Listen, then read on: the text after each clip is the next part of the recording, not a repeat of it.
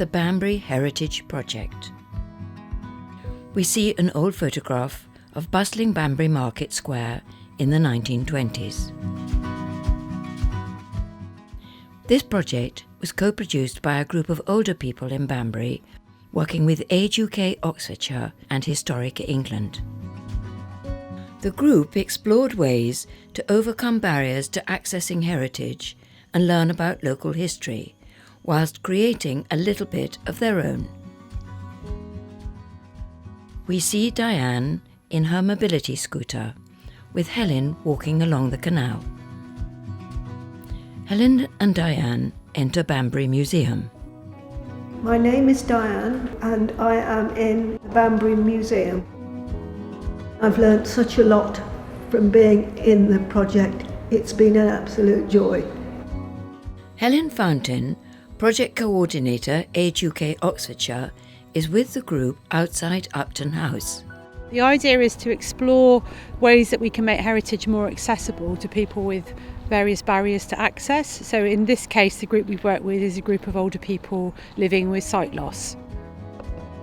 We see Fran with her guide dog, Ash.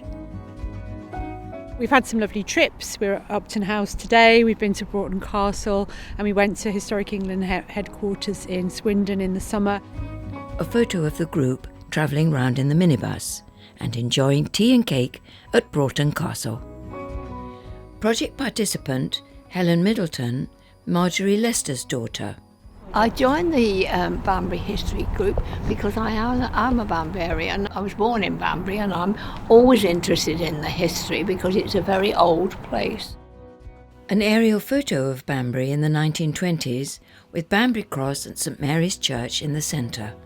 We've had meetings at Banbury Museum, we've had meetings at the Mill Arts Centre, and we've worked with the museum to look at some of particular aspects of Banbury heritage and also try and overcome some of the challenges that they face when it comes to accessing historic buildings and heritage. Discovering Banbury heritage. Steve Kilsby, local historian. We're standing on the bridge of Banbury Museum looking across at the canal. A project like this is really living. We actually hear people saying about what they did and how they did it. We see the book cover of Memories of Banbury, written by Helen's mother, Marjorie Lester. For instance, Helen's, whose mother wrote a great book about Banbury, she can tell us why her mother wrote certain things, recorded in paintings certain things.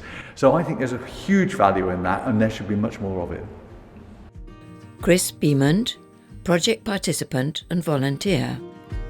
Helen's family's book, because she's losing her sight, I've done it as an audio recording and audio description of the paintings in the book so that Helen will be able to carry on enjoying it.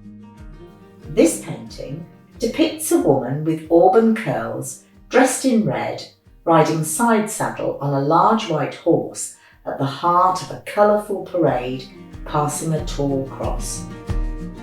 I've been called upon to do a number of things, dressing up in particular, on one occasion as a canal lady in aprons and bonnets, and also as an auctioneer from the cattle market. We see Carrie from the Banbury Museum. She starts laughing as she sees Chris wearing a flat cap, smoking a full cigarette. There would be a cacophony of Sights, sounds and smells, and fast talking. Is there anybody here who doesn't know what we're talking about? Nigel Phillips, project participant. But I do remember the Banbury market very well, and I remember the speed they used to sell the cattle. We see an old photograph of an auctioneer at Banbury Cattle Market. Overcoming barriers to accessing heritage. For anyone with any mobility challenge or degree of sight loss, the challenges are enormous really. Literally getting to the place to even have the meeting is quite difficult.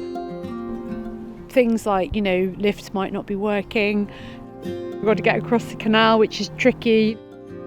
Diane manages to navigate the small bridge and narrow pathway along Banbury Canal. I have to look to see if there's anybody coming the other way before I even start. I'm always so impressed by people's willingness to try and come along to things when it must be really difficult. We see the participants using magnifying screens to look at historic images of Banbury. The group created postcards using AI to generate an image based on their favourite stories from the project. We see a girl skating on the frozen canal, a baker on a bicycle, and John Calabago, the watchmaker, in his workshop. The stories were recorded to create an audio version, which can be accessed via a QR code on each postcard. Fran's image is of her standing in the street, looking up at the old buildings in Banbury. Banbury must have been absolutely stunning 100 years ago. What we have learned from the project. Tim Senior, project evaluator. It's amazing how a topic like heritage can touch on all different aspects of well-being, whether it's simply feeling connected with other people, with the place around you, whether it's a sense of learning something new that changes the way you see the world. I'd like some more heritage projects in Banbury. Karen Gray, project evaluator. It's the way in which it's brought people together. It's allowed them to learn from each other. It's important to keep those connections going and to grow new ones. Using more senses rather than just looking and passing by, it makes you stay and think a little bit.